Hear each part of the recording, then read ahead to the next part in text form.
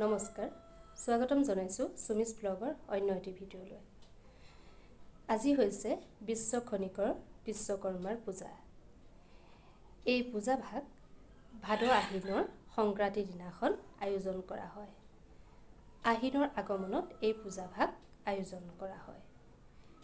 বিশ্ব খনিকৰ বা বিশ্বকৰ্মাক প্ৰথম অভিযন্তা হিচাপে জনা যায়। তেখেত হৈছে প্ৰভাসৰ পুত্ৰ আৰু মাতৃ যোগসিদ্ধ আৰু তেখেতৰ এগৰাকী ভনীয়েক আছিল বুলিও জনা যায়। শৰতৰ আগমনত এই পূজা ভাগি আয়োজন কৰা হয়।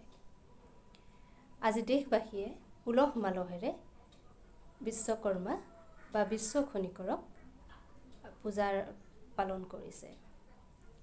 আহকচোন আজিনো আমিও কিদৰে এই পূজা ভাগ আয়োজন কৰিছোঁ আপোনালোকক অলপ তাকে দেখুৱাওঁ। আৰু এই পূজা ভাগ আয়োজন কৰিবলৈ যাওঁতে মইনো কি কৰিলোঁ তাকে আপোনালোকক অলপ দেখুৱাবলৈ বিচাৰিছোঁ।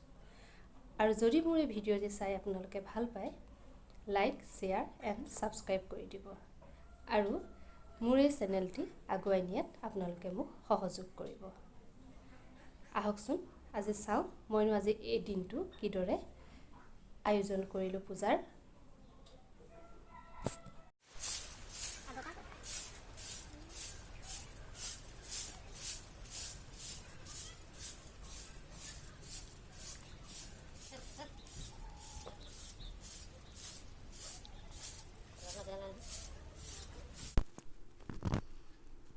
বিহু পূজা আহিলে মহিলাসকলৰ কামৰ অন্ত নাইকিয়া হয়। কিমান যে কাম ওলায় ৰাতিপুৱাৰ পৰা। যিমানেই কামবোৰ সোনকালে আজৰি হ'ম বুলি ভাবিব সিমানেই দেখিব আজৰি নহয়হে নহয়। এটাৰ পিছত এটা কাম ওলায়ে থাকে।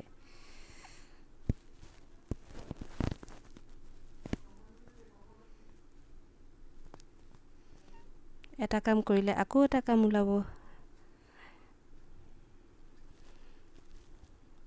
ঘৰ মোচা, ঘৰ সৰা, চোতাল সৰা, পাকঘৰটোকে চফা কৰা, এইবিলাক কাম পূজা বুলি নকৰিলে মনটো ভাল নালাগে। এইবিলাক কৰি মেলি আজৰি হৈহে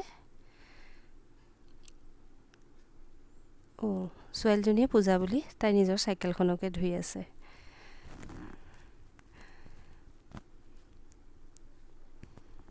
খুব ধুনীয়াকৈ ব্ৰাছ মাৰি মাৰি ধুই আছে, বোকাবোৰ এৰুৱাই এৰুৱাই। গা পা ধুই এতিয়া ভগৱানৰ শ্ৰীচৰণত ধূপ এডাল লগাইছোঁ।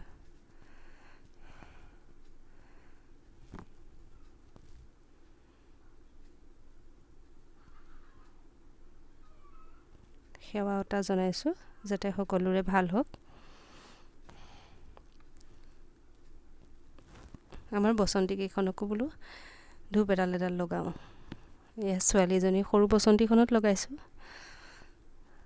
ধূপ লগাই মালা এডালো পিন্ধাই দিছোঁ। বৰ ডাঙৰ বসন্তী নাই পিছে আমাৰ সৰু সৰু বসন্তী। ফুট এটাও দি দিছোঁ লগতে ধূপ এডাল লগাই লগাই।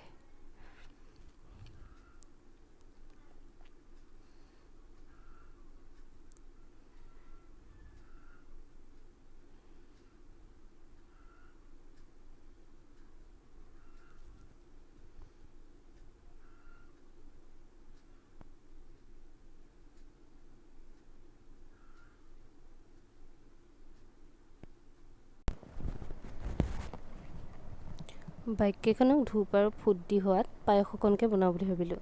এয়া পায়সৰ কাৰণে মই বস্তু যোগাৰ কৰি লৈছোঁ। 1 কেজি চাউলৰ পায়স বনাইছোঁ। পূজা যিহেতু ইটো সিটো মানুহ আহি থাকিব পাৰে, সেইকাৰণে বনাই লৈছোঁ। এয়া আকৌ প্ৰসাদৰ কাৰণে কল। এইফালে মগু তিয়াই থোৱা আছে।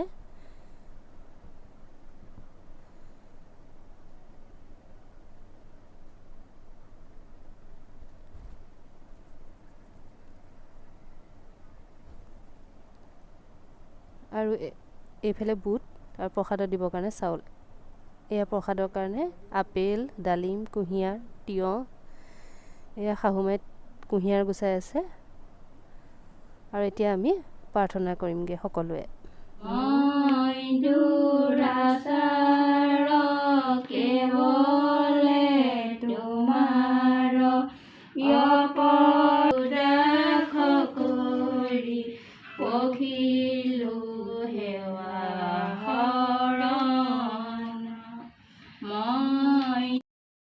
প্ৰাৰ্থনা কৰি হলত এয়া শৰাই বস্তুখিনি মিহলাই লৈছে।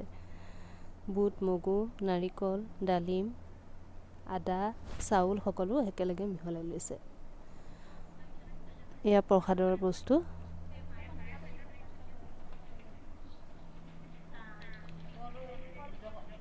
এইখিনি পায়স।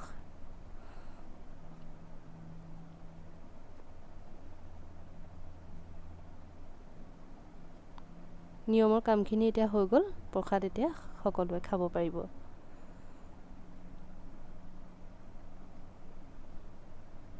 এয়া প্ৰসাদ, লগতে আছে পায়স, বুনিয়া, ৰসগোল্লা।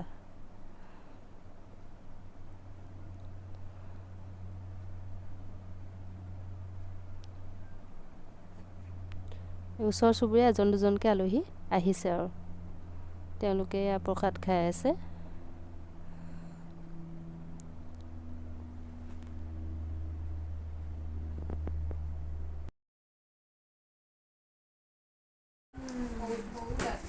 বিশ্বকৰ্মা ভিডিঅ' মজা পায়স বনাইছা কিন্তু দেই। পায়সকণ কেনেকুৱা হৈছে? একদম মজা। আমাৰ সেই কিবা এখন দিলে নিমন্ত্ৰণ কৰিম।